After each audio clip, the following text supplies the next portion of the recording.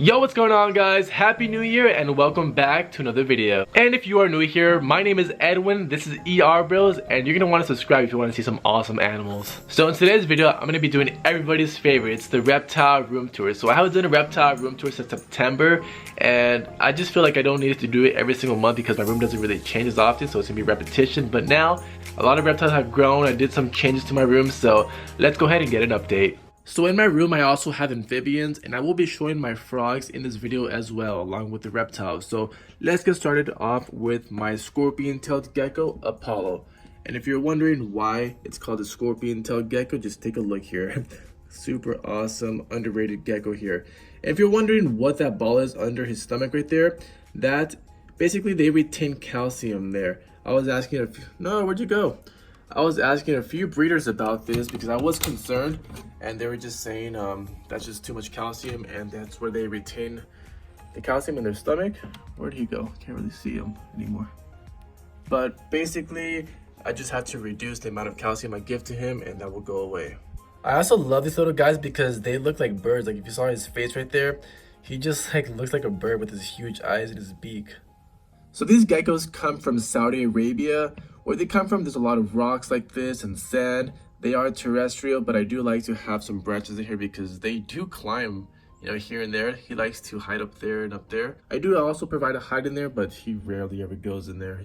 They have that scorpion tail as a defense mechanism because they will mimic the movement of a scorpion just to say, hey, I'm dangerous, back up. In reality, these guys are harmless.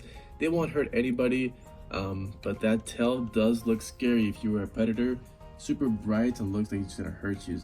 But right now that tail is down, but when he's defensive, that tail will literally be like a scorpion. Like it will be like up like this, like behind him. This looks really cool, but I don't like to get him into that situation because with them being geckos, they will drop their tails, and I do not want to drop his tail because it will not grow back the same. See, I told you he climbs. There he goes. Alright, next up is my Baja California collar lizard here. Let's get this opened up.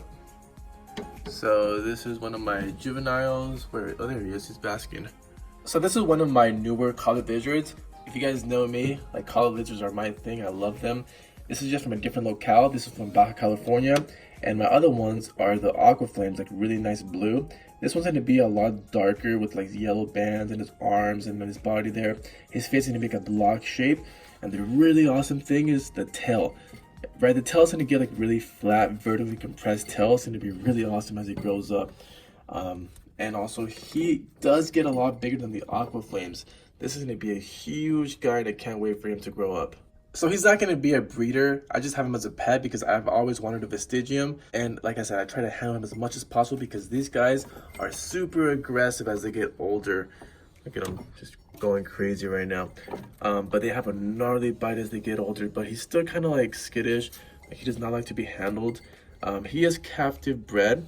He's not wild caught, if you guys are wondering, but the wild caught ones are crazy. You cannot grab those. He will definitely bite. Let's see if he bites me. Good thing he doesn't bite me. That's how you want to stay. Stay like that. Do not bite. Since we're on the topic of collared lizards, let's go ahead and move on to my other ones here. So here is one of the babies that I held back. Look at that little guy. He's so chunky. He is currently basking right now. So this is an aqua flame. This one's different locale than the other one you just saw. So basically he's going to look like that as he gets older. Maybe not exactly like that, but I feel like this one's going to have a lot more yellow as he gets older.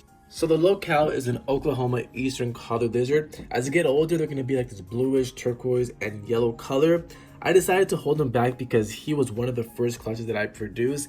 And I just feel like it's a sentimental value. I just wanted to keep him and see how he grows up because, this is the baby that I hatched out. So I really wanted to keep him to see how he gets as an adult. Hey, buddy, you woke up?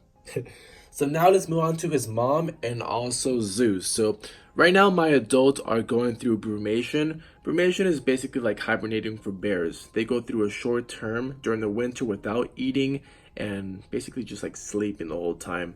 But in order for me to put them through brumation, I have to drop the temperature down to 55 degrees. There's no way my room's gonna get to 55 degrees, so that means I have to put them in a wine cooler. And yes, of course, I've done a lot of research. I've talked to collar lizard breeders, and they told me exactly what to do, so I'm following their steps. And so far, They've been doing good. They've been in brumation since November, so it's already the end of the or start of the year. I'm filming this the end of the year, but for you guys, it's already 2019 January. So I believe I'm gonna be taking them out towards the beginning of February. And I know you guys are really curious to see how my brumation setup is, so let's go ahead and take a look. So I don't really want to bug them as much, but I'm just gonna show you really quick. I also do need to open this daily to get some fresh air in there. But basically here's my male Zeus and my two females down there. I poked some holes in the top for some ventilation, and with lizards, they do have to drink water every single week. With bears, they can go throughout the whole winter without drinking water. That's the difference between reptiles and other mammals, is that reptiles and tortoises have to drink water. And you can see Zeus right there. He is totally knocked out, sleeping there. But he is not as blue as you saw in the picture because obviously he's really cold right now. But he's doing really fine. I made sure that they were all fattened up before brumation, so I do have them in sand as well. Here's my females there. One there, and then the other one is back there. I think that's that's the mom right there for the baby you just saw. So yeah, I'm doing exactly what the experienced breeders are telling me to do. This guy that I've been talking to he's like a really old guy that's been doing this for years and years and breeding different kinds of rare animals. So this is basically my setup here. I have to cover this so it can be dark in there. I have a thermometer up there reading the temperatures. I also have a temp gun in here. So always checking on the temperatures on this. So the reason I'm putting them through brumation is so that they can breed. Once the females wake up, they will start to ovulate and they will have these bright orange bands on the side of their body. And also, of course, Zeus will start to breed with them. And I have to put them in the incubator so that they can sleep during that process so they can develop healthier sperm and also eggs for the females. The brumation process is just all overall healthier for the reptile. Okay, moving on to my cherry head tortoise named Rudolph. So right now, it's currently morning time, so usually during the morning time, all my reptiles are basking under their heat lamp. So right there is Rudolph. He's getting really big, guys. Watch. Let me show you a hand comparison here. Like, look how big he's gotten. Look at that. Look at that. He's huge now. So of course, this is just his temporary enclosure. I do plan on putting him outside during, once he gets bigger, basically. Once he gets bigger, he's gonna be going outside, and then he'll be just enjoying life out there. Ever since I was little, I've always had a passion for tortoises. My grandma has like 8 tortoises in Mexico, and I always just loved tortoises as I was growing up, and now I have this awesome one for myself here. So tortoises are just like really curious, especially these cherry heads. All the time when I'm walking around here, they will always be like chasing me. Like, obviously he wants food. He doesn't care about me, but all he wants is just food. But I just love how they interact with me and just come up to me like dogs. Next up is my dart frogs here. So these are the Tortoise ruberitas. The larger species of dart frogs here, they get a lot bigger than the ones you're probably used to. These are not as common. Like, it was super hard for me because first I had a gusher right there, the small one, and then I wanted to get a pair for him just so he won't be alone in there. And it was like super hard for me to find when like no shows or stores or anybody had them. They're always out of stock. So finally came across these two, and I definitely had to get them. So there they are. I don't want to open it too much because I don't want to jump out here, but I'm starting to feed them like every other day because I want to fatten them up. There's always like this one. This is like the fattest one, gusher. This one's on the skinnier side, but they will be fattened up, guys. Also, look, check out this enclosure, guys. I have some moss growing. I love moss. Moss growing right there. I just trimmed it the other day because it was going out of control in here. But I just love this enclosure. I literally talk about dart frogs all day, but we have to move on here because I have so many other pets to show you. So right here are my red-eyed tree frogs. Don't know what red-eyed tree frog is? Boom, right there. But right now they're sleeping. Since they are nocturnal, they sleep during the daytime, and they're up hunting at nighttime. So let's show you, this one up right there. You can see that, I'm not sure if that's the male or female, but right here I basically have Shrek and Fiona.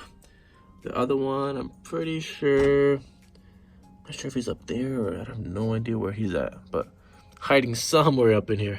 And this is just a temporary enclosure for now. In the future, I'm going to be upgrading their enclosure to a much larger home for them. But my goal for 2019 is just to upgrade everybody's enclosure. I want everybody to have the maximum amount of space, naturalistic vivariums, and just like I want everybody to just live their best life. So that is my goal for 2019, especially with my leopard gecko, since I know it's kind of small down there for them. That is my main priority, to upgrade their enclosure. Same thing with my scorpion tail gecko. I don't like the background here, so I just want to like change all that. I'm have to get him like one of these melamine enclosures, and just basically you'll see how it is in 2019, guys. I'm just gonna upgrade everybody's enclosure. And the next dart frog is the Tinctorius azuras. He is right there. Really stands out because of those blue colors. Look how awesome he is. And he's by himself in here, so at these reptile shows, I've been trying to find him a little pair just to be in there with him. But every time I go to the shows, they're always too small, and I don't want to put a small one in there with him. So I always hear him calling at night too. He calls a lot at night, especially also with my red-eyed tree frogs. They're always calling at night, but especially this guy, he does call a lot. But yeah, it's basically it's a nice display. Like me, I like to have like really nice displays for my animals and just have super cool frogs in there. So hopefully I can get like probably like 1 or 2 more in here. Okay, now let's move on to my leopard geckos.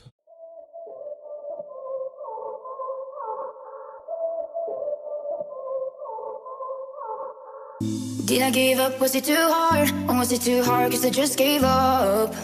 Just gave up. Did I sleep away the day cause I was tired? Or did I get tired cause I slept too much? Slept too much. We go up and down, we go up and down on this roller coaster ride, roller coaster ride. We fall back sometimes, we fall back sometimes on this roller coaster ride. In this roller coaster ride.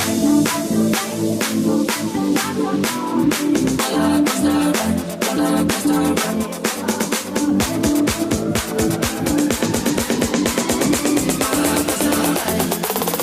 In this roller coaster ride.